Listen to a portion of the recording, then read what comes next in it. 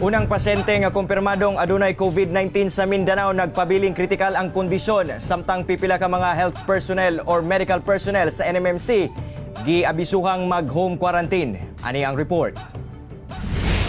Si patient number 40, kinsa kasamtangang anasulod sa isolation room sa Northern Mindanao Medical Center kon NMMC sa Cagayan de Oro City, ang padayong ginaobserbahan.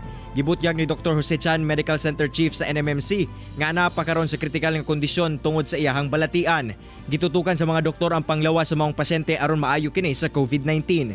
Gani, ang upat ka mga individual nga nakauban ni patient number 40 ang kasamtangang anausab sa isolation rooms sa NMMC aron obserbahan. Naka-mention ta nga serious kini nga pasyente o critical siya nga pasyente. Ako lang masulti karong adlaw nga mas serious pa siya, no? Kung daghan kay nangutanan niya ng kondisyon sa pasyente, musulti lang ta nga mas serious siya karon kaysa kagahapon.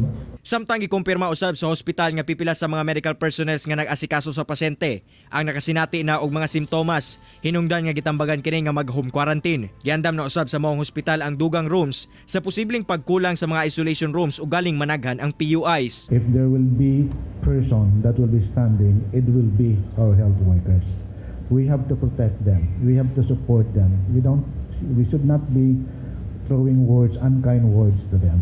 Kauban si James Yap sa kamera. Ako, si Cyril Chavez para sa One Mindanao.